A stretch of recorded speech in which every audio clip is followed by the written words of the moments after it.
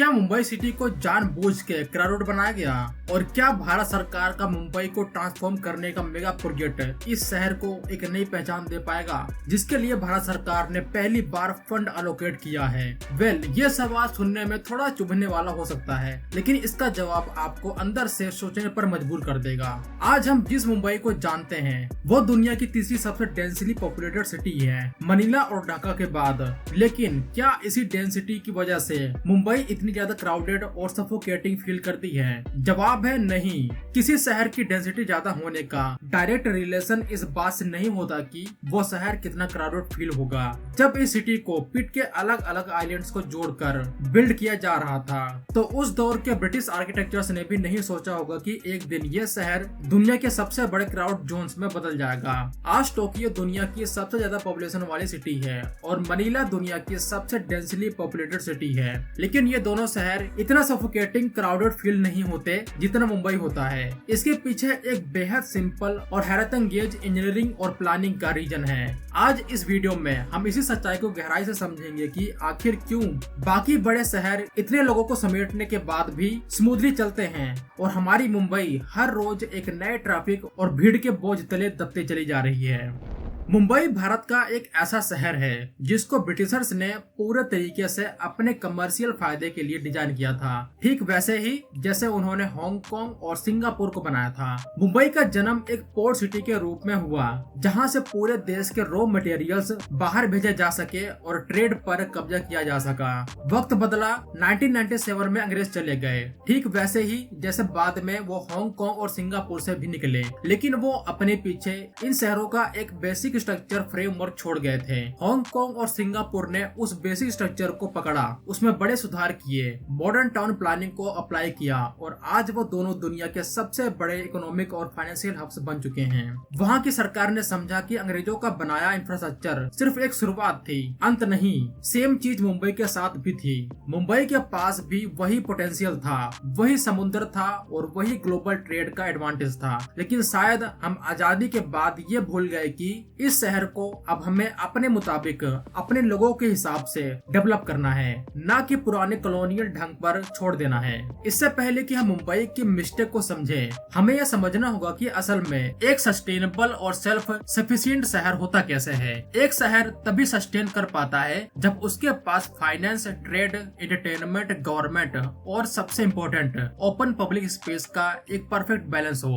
जब ये सारे एलिमेंट्स आपस में एक सिस्टम की तरह जुड़ते हैं तो एक ऐसी सिटी बनती है जहां लोग सिर्फ जिंदा नहीं रहते बल्कि एक क्वालिटी लाइफ जीते हैं। दुनिया के बड़े और सफल शहरों ने इस बैलेंस को समझने के लिए अलग अलग फील्ड्स में महारत हासिल की है। एग्जांपल के तौर पर न्यूयॉर्क को देखिए, उन्होंने अपने फाइनेंस और इकोनॉमिक जोन यानी मैनहट्टन को इतनी वर्टिकली स्ट्रॉन्ग बनाया है कि वहां दुनिया भर का बिजनेस मैनेज होता है, लेकिन ठीक उसके बीच में उन्होंने सेंट्रल पार्क जैसा एक विशाल ओपन स्पेस बनाया है ताकि शहर सांस ले सके। टोक्यो ने ट्रांसपोर्ट, इंजीनियरिंग और पब्लिक ट्रांजिट का ऐसा नेटवर्क खड़ा किया है जहां हर मिनट्स लाखों लोग ट्रेवल करते हैं बिना किसी भीड़ के एहसास के। सिंगापुर ने लैंड मैनेजमेंट और इन्वायरमेंटल गवर्नेंस का ऐसा मॉडल पेश किया है जहां लिमिटेड जमीन होने के बाद भी उन्होंने हर जोन को सेल्फ सस्टेनेबल बनाया है, जहां आपको हर 500 मीटर पर ओपन ग्रीन स्पेस और हर कॉलोनी में जरूरत की हर चीज मिल जाती है। इस तरह के शहरों में लोग भीड़ में भटकते नहीं हैं, बल्कि उनका मूवमेंट पहले से प्लान्ड और ऑप्टिमाइज होता है। अब सवाल ये आता है कि अगर डेंसिटी ही सब कुछ नहीं है तो मुंबई इतना भीड़ भाड़ और सफोकेटिंग फील क्यों करवाता है? इसका जवाब छुपा है अर्बन प्लानिंग की पुरानी फाइल्स में। अर्बन प्लानिंग एक्सपर्ट्स का मानना है कि मुंबई की सबसे बड़ी दिक्कत इसका जियोग्राफी और हमारी फ्लोड प्लानिंग का कॉकटेल है। मुंबई एक बेहद लंबा और पतला शहर है जो 3 तरफ से समुद्र से घिरा है। अगर हम यहाँ सिर्फ जियोग्राफी की बात करें तो इस वजह से इसका एक्सपेंशन हर तरह नहीं हो सकता।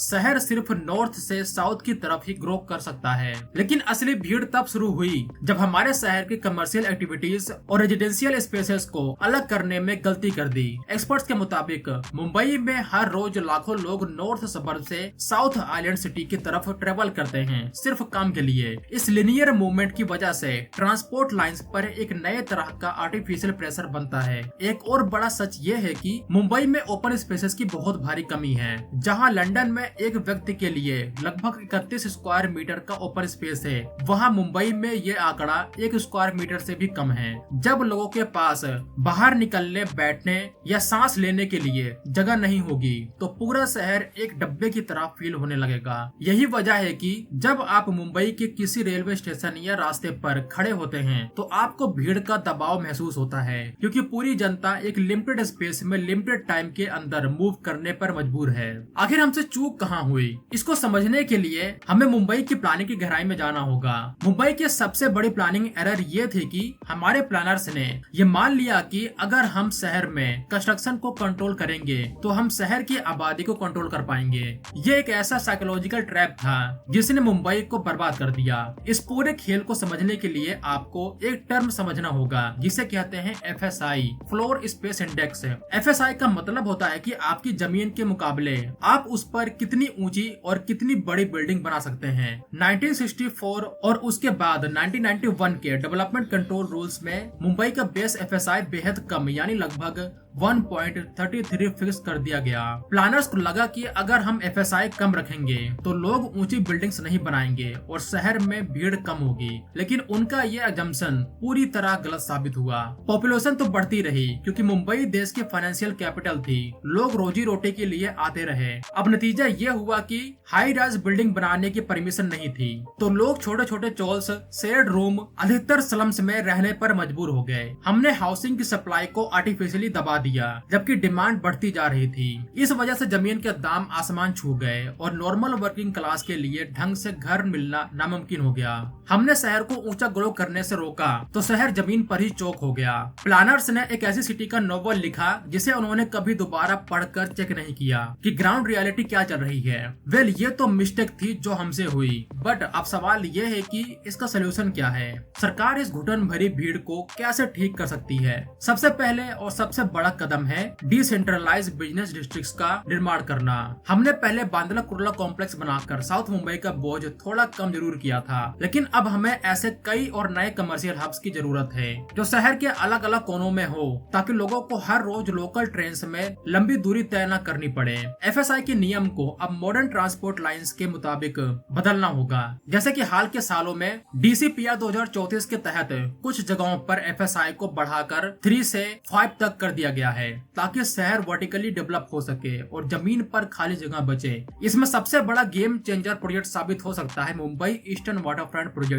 ये प्रोजेक्ट लगभग 500 हेक्टेयर से ज्यादा की अंडर यूटिलाइज्ड पोर्ट ट्रस्ट की जमीन को दोबारा से जिंदा करने का एक मास्टर प्लान है। हाल ही में 2026 के शुरुआती महीनों में सेंट्रल गवर्नमेंट ने इस मुंबई ईस्टर्न वाटरफ्रंट के ट्रांसफॉर्मेशन के लिए 22,672 करोड़ रुपए का एक बड़ा कमिटमेंट दिया है, और ये बहुत बड़ी बात है जिसे एक होप का जन्म होता है। इस प्रोजेक्ट का मकसद इस पूरे पुराने इंडस्ट्रियल और पोर्ट एरिया को एक ग्लोबल मैरीटाइम टूरिज्म और बिजनेस हब में बदलना है, जो मैरीटाइम अमृतकाल विजन 2047 के तहत आता है।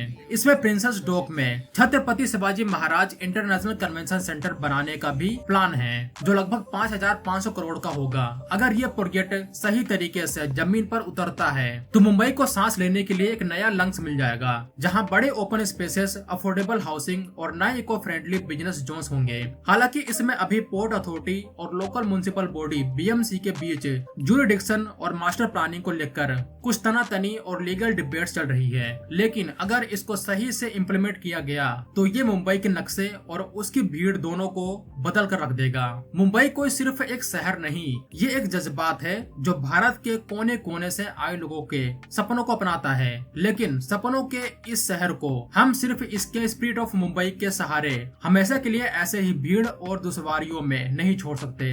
शहर तभी बचते हैं जब उन्हें वक्त के साथ सही प्लानिंग मिलती है, न कि सदियों पुराने नियमों की बेड़ियां। अगर हमने अभी भी FSI के ढंग को नहीं बदला, अगर हमने ईस्टर्न वाटरफ्रंट जैसे बड़े प्रोजेक्ट को सिर्फ पेपर वर्क पर उलझा कर रखा, तो ये शहर आने वाले वक्त में पूरी तरह से चौक हो जाएगा।